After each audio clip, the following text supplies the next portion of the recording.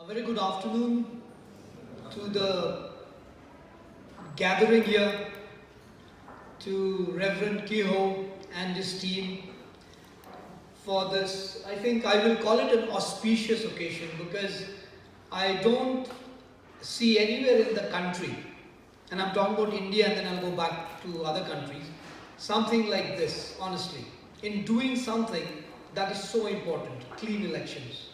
And I was really fascinated also reading about the Mizoram example of how the church there has really involved in trying to make the elections clean and cleaner. And this is really, really encouraging.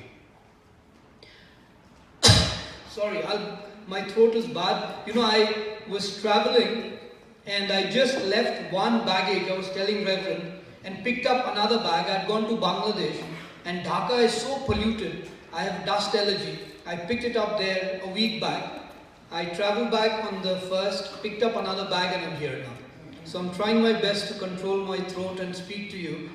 But I was just going to tell you that the other country where I found the church really involved in Asia, and it's making a huge difference in making the election a clean process, is in the Philippines.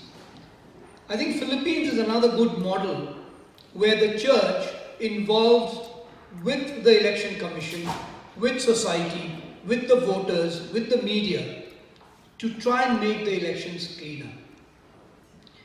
And I will just pick up a thread from Reverend Kehoe's speech, which is so important. He said there are two schools of thoughts, if I heard you correctly. One is the aggressive way. Let's get it done, which is nice. Because sometimes you have to strike the iron when it's hot, which is good. But for something like elections, it's the second school of thought that actually works. It's the step-by-step process. And oftentimes, when we do our election campaign, advocacy, trainings, workshops, I keep telling the audience that this is not rocket science. It's a gradual process. That is very important. And on that note, let me just tell you that the presentation today will be based on my experience. I have done clean elections for the last now almost 16, 17 years, mostly abroad. I have been working under the United Nations mechanism projects on making elections clean in different countries in Asia and Africa. And I've put together all those experiences and initiated something called, which you have already heard, SANA, which is Social Actions for New Alternatives. And as you see here, so we have some brochures that we will distribute. Our main purpose is the power of the vote and the power of the voice, right? That is most important. And like the CEO, Mr. Abhijit Sinha, has just mentioned, which is also so important, to give power to the voters, it is for us, the civil society, the church, to go and interact with them, to make them aware of the right that they have. And so correctly you said, we will not police, but we will guide them, we will empower them to understand that right. And once they understand their right, believe you me, I've seen it myself, things just work so well. Things just keep working so well. You really don't have to police. Yes, thank you so much. This is good for me. You really don't have to police. The policing, the justice delivery systems are already in place. We have to guide the system. We have to support the system. And I think you have put together a beautiful mechanism, a beautiful structure in bringing the election commission, which is called the Election Management Body, the EMB, to be a part of this, which is very important. And from what I understand, what Reverend was mentioning also, which is also important, is for us to also keep observing the functioning of the Election Commission. Because the Election Commission is the election management body, it manages the election. They can go wrong because they're humans. And he's also mentioned the EVM has been in question all over the country, maybe not Nagaland, but in other parts of the country. They've introduced the VVPAT, which is the paper trail, but that has also been questioned. Probably there are reasons for that. Yes, there are reasons. People thought that the EVMs have been manipulated. We don't know. So therefore, the Election Commission also needs to be observed. And we have to therefore understand that if there is something wrong that you feel, you said there is something wrong with the election, some action has not been taken, then it is our right and our duty to raise a voice and say that something is wrong with the election and no actions were taken. We want the Election Commission to take action because the Election Commission has the power and the mandate to take action. So therefore, as a society that comes together like this under the banner of the NBCC, I think it is important for us to also raise the flags whenever we have to. We can't keep quiet. But let us not be confrontational. Let us try to be constructive. And then we can move forward together with the Election Commission and everyone else. Sorry. I will just move to my presentation because I think this is a presentation which is important for a lot of you that were not there when I made a similar presentation when we first met, I think in December. This presentation essentially provides you an idea of what elections are, how are they conducted, and what are the things that we can do as civil society. I'm calling ourselves civil society because we are part of the civil society. There are many important things we can do together with the election commissions and on our own to support the electoral process and make it cleaner. Let us just go to the presentation and then we shall see. This is just a photograph. You see, clean elections and participatory governance. So SANA has initiated clean election campaign and participatory governance. Governance comes after election. And what I also want to mention before I start, I think I have little time, so let me just take the liberty of explaining a few things which may be of importance to you. I think all of you know this, and some of you had mentioned this when we met earlier, that most of us, even in the towns and cities, when we talk about elections, we understand election as an election day thing. Elections come, we are all excited. We vote on the election day and then we forget about it. I'm sure it's pretty much like that. Even if I was not doing it, I was a journalist before. For me, like any of you, election was about the election day, just before the election day, the campaign, that is over. Election is won and lost by a particular party, finish. But election is more than that. It's a whole process. And it is so important for us to understand what that process is. Once we understand the process, trust you me, you will start to take a lot more interest. It is very exciting. It is like building your house, developing the interiors of your house, developing a garden. It's like that. It's really exciting because it gives us that right. And that right is ours. Nobody can take it away from us. So, and governance, which comes together with elections. So, next slide. Just go back. These are some pictures of different countries. Myanmar, that is Afghanistan in the middle. That's Myanmar in the Chin state. And then Philippines. Also, these are supported, this Notre Dame, supported by the church in Philippines. So, I've just put together some pictures just to start off on a very pictorial note. Because we've been hearing a lot of talk. Let's just look at some pictures to warm ourselves up. Next slide. Okay, so regional clean election advocacy using traditional and digital tools. So I'll be talking about the traditional way of doing it. At the same time, we are in the age of the digital. And it is very important for us to use the digital tools that we have. WhatsApp, Reverend K.O. was mentioning about WhatsApp, which is an important tool if we use it properly. And elections, you can use WhatsApp, you can use all of the social media to campaign for clean election, to do more voter education, right? To do more voter outreach. Next slide. We are going under, in SANA, we also using some digital concepts to make it more catchy for the young people. And you know in India, the larger percentage of the voting population are youth. Below 40. And so we have to catch the youth because they are the voters. and they are the people who will be taking the generation forward. So we are going under the hashtag #OurVote. Yeah? And this hashtag will be available online. Whenever you click on Our Vote, you will find different things coming from our work, from the work of our partners, from your work and everybody, right?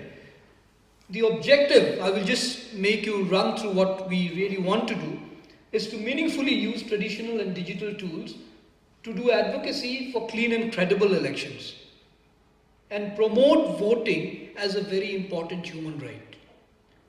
That is very important. To understand why vote is a human right. It's a human right. And like the CEO mentioned some time back, our vote or my vote is my vote, right? It's the power of one vote. And each and every vote is sacrosanct.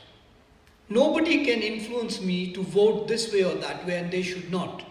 I should vote with what I think is good for me and good for my society.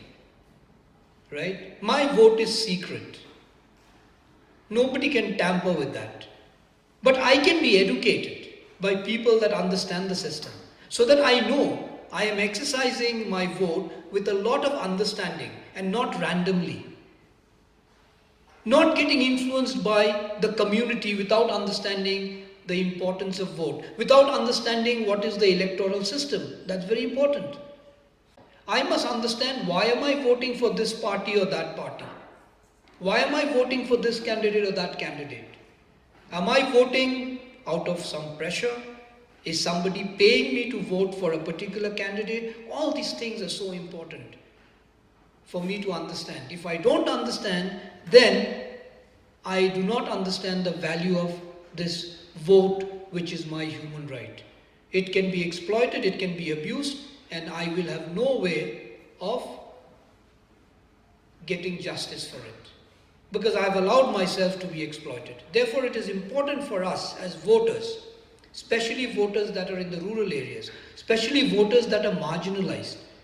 And when I say marginalized here, it's a broad term. Marginalized here can be people that live up in the mountains, that are, their access to development, their access to information is cut off. Marginalized can also be people that live in the towns and cities, women and children that usually don't come to the forefront of society. They remain in their houses. They can be the vulnerable people, the marginalized people. So we have to understand who are the target groups and accordingly move forward. The long-term objective, it's quite similar with what the NBCC has planned, which is why WhatsApp, you can use all of the social media to campaign for clean election, to do more voter education, right? To do more voter outreach. Next slide.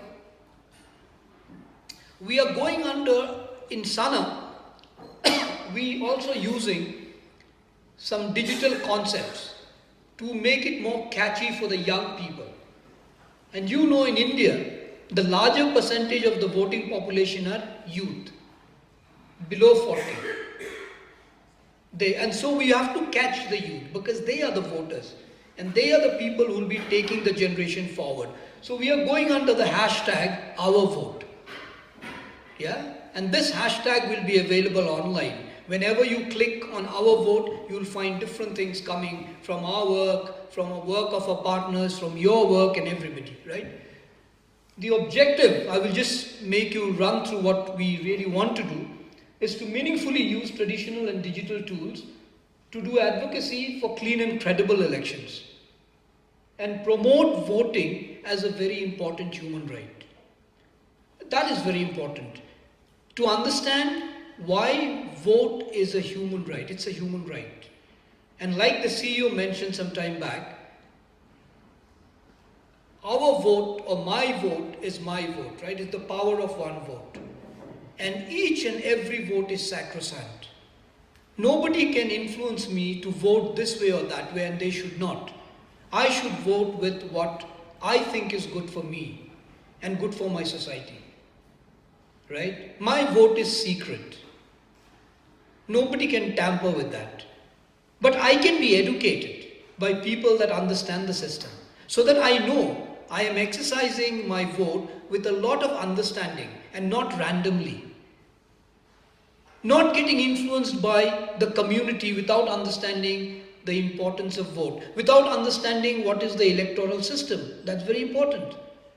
I must understand, why am I voting for this party or that party? Why am I voting for this candidate or that candidate?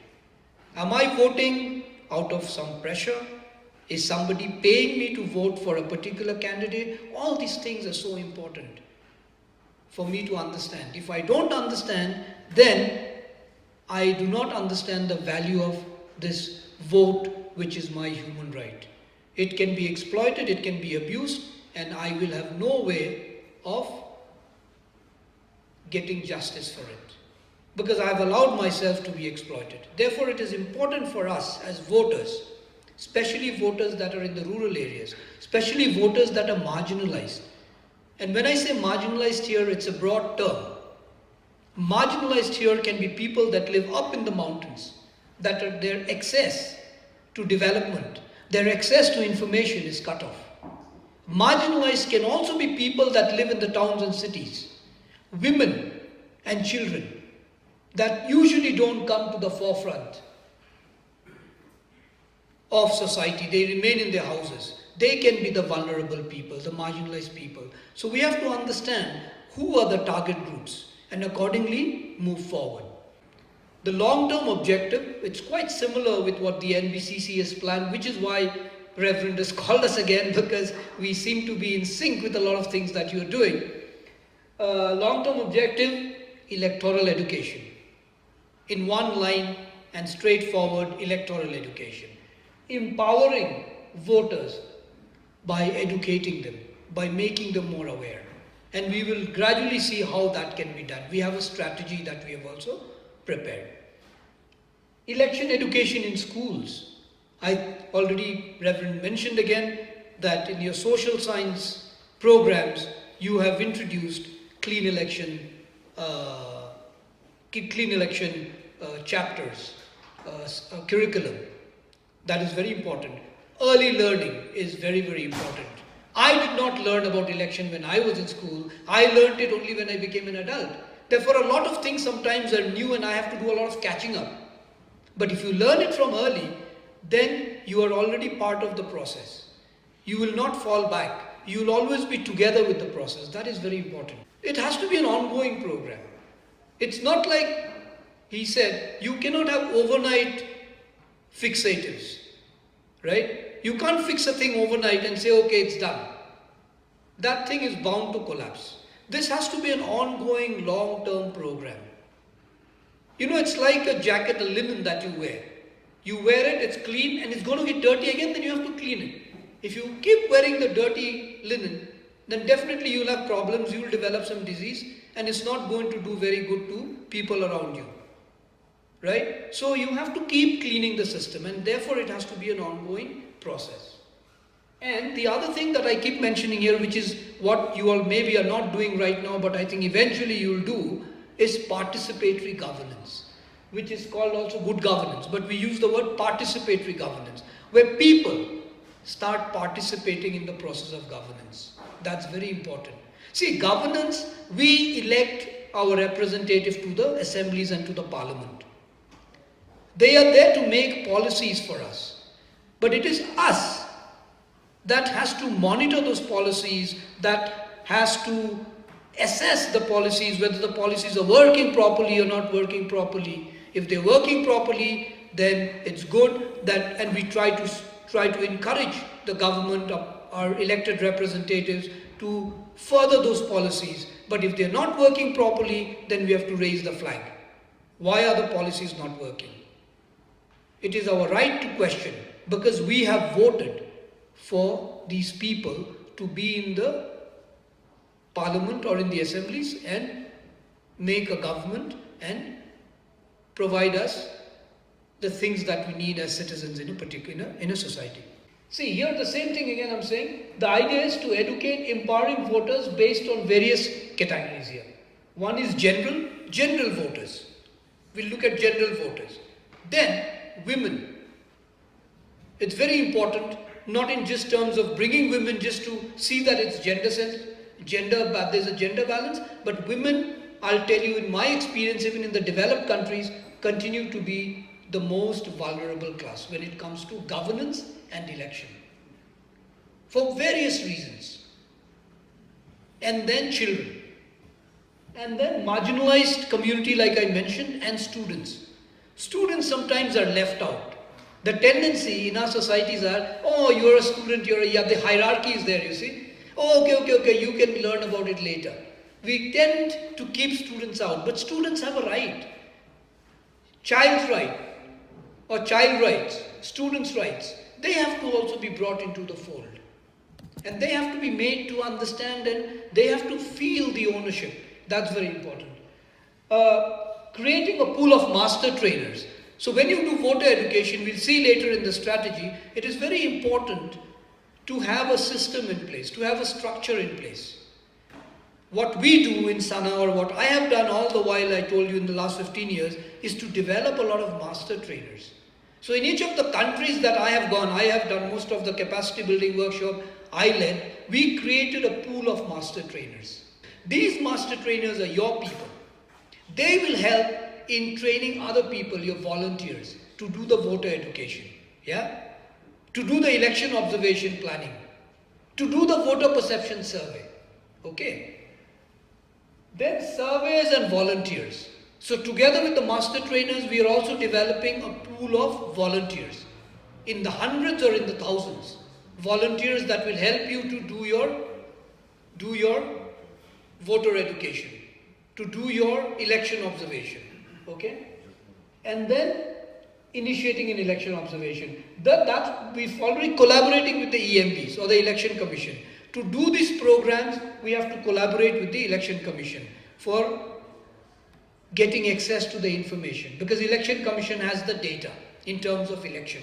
The constituencies, like Mr. Abhijit Sinha mentioned, electoral roll. He said in Nagaland the electoral roll is not very clean due to various reasons. You mentioned there are multiple votings because a person's name is in 2-3 places or in 2 places, which is because of whatever reason, the village development programs or whatever reasons. But that should not be allowed.